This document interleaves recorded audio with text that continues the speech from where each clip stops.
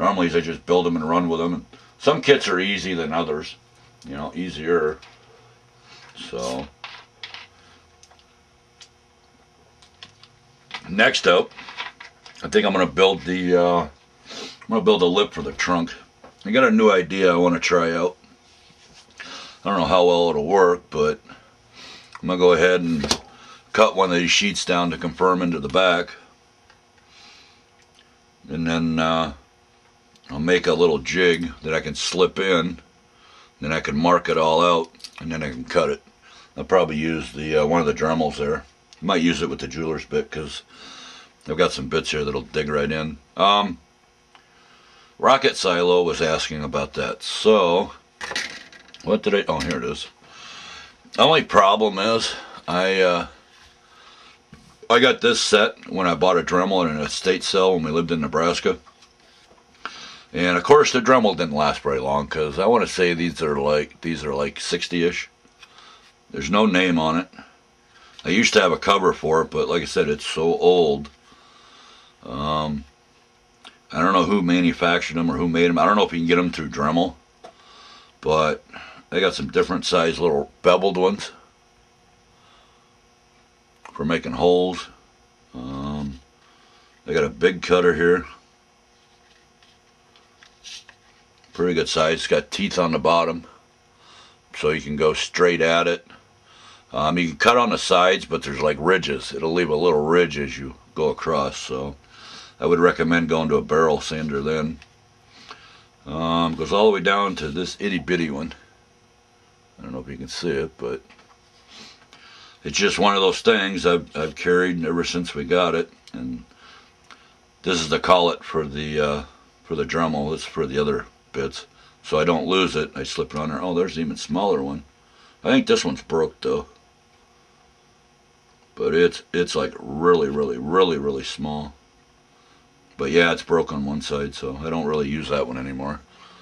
But there you have that. So that should be set up enough with the Pro Weld. So I'm gonna go ahead and take these off. Make sure she's good and dry in here. I don't want to glue the door to it. Yep. Alrighty, let's go ahead and put the other door on.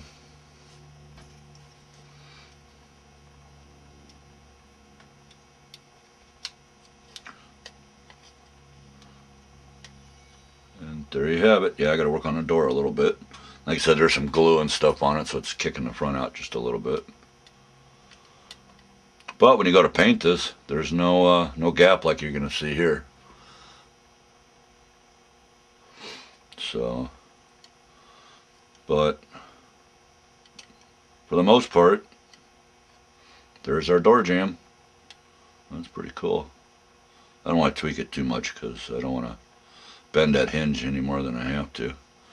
So we'll go ahead and get that door sanded off, and in fact, I'm going to go ahead and do that now, and then we'll stick that on the chassis so you can see what it looks like. So bear with me, I gotta get, yeah, there's some glue on there. So I'll get that all cleaned up. That's why I normally like doing it myself, you know, cutting these doors out.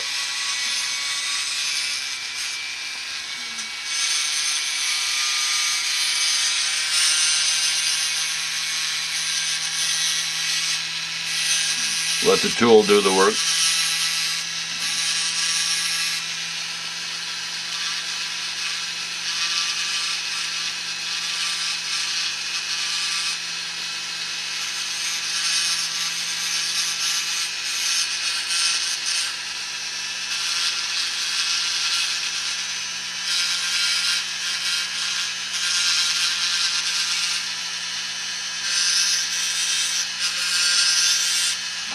Okay, I'll go back and finish up with the nail file.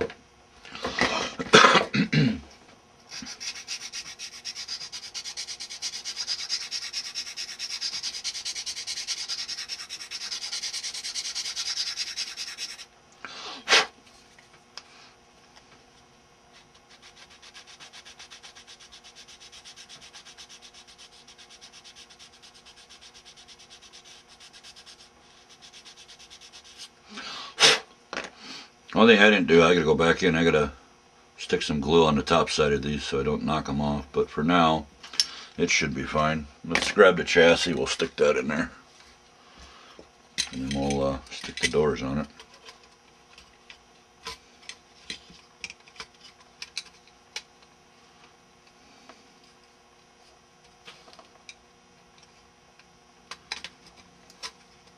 Yeah, I'm going to have to do some sanding. This side of the floorboard was cut out,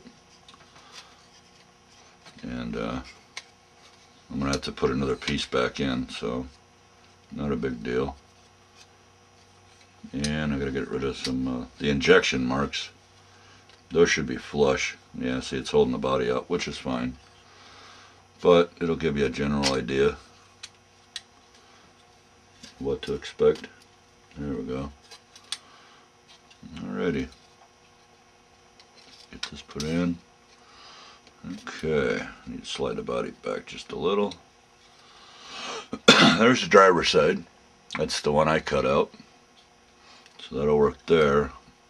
And this has got some buildup, so like I said, I'm going to have to go in and get that cut out. Looks like he cut that piece out and glued one to the bottom. So I'm going to have to true it all up, and I'll cut a sheet.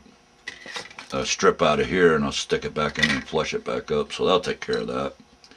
But what you might want to do is sand the edge of the chassis pan here, so when you go to slip this all together, it's not really sticking on it, you know, kind of holding it up.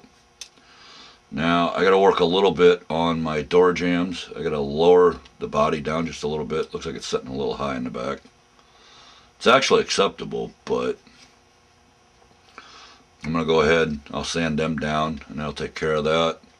Once I get this piece straightened out, this is kind of warped a little bit, but when you're done, and when you go to glue it together, you can kind of, you know, clip it to one side here. Even with that stuff in there, I won't use that one, I'll have to use a bigger one, normal one. So, but, give me an overall here.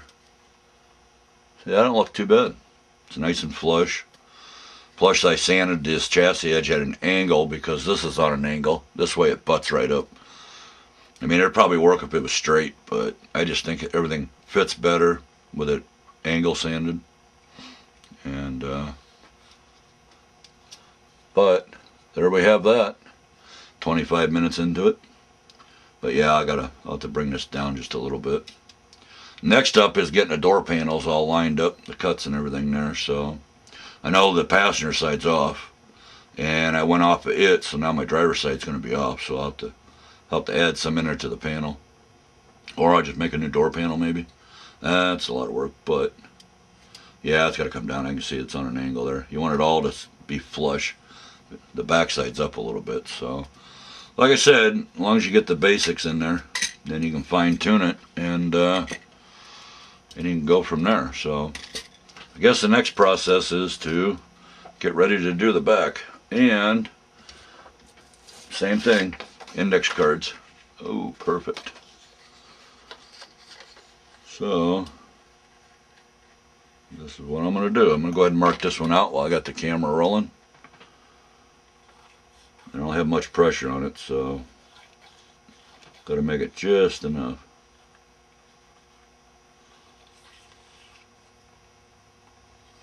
And whatever you do, try not to move it.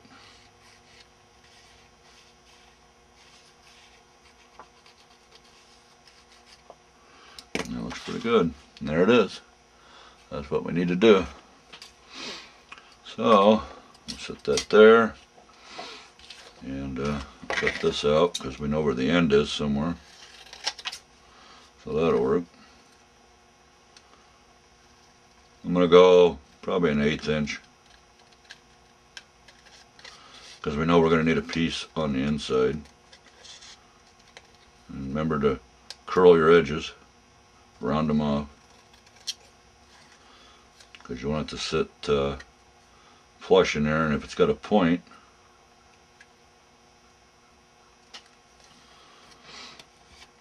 so there we have that part. So we'll stick this on this sheet here, and I'll go ahead and mark it out. I'll probably do it this way. I'm going to make it a little longer than it needs to be so I can fine tune it. And we'll set her down.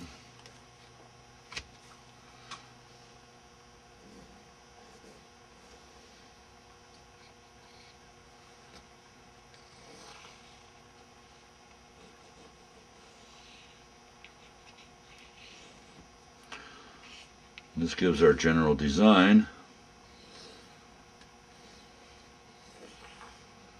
Like I said, I'll have to build something to slip in there, so I can go in there with the power tools. I'll be able to cut all this out. So on that note, I'm going to go ahead and conclude this video here. It's 27 minutes long, and you'll probably notice that it's going to be 2 parts, about 15 minutes apiece. So there you have it, and we'll catch you on the next one.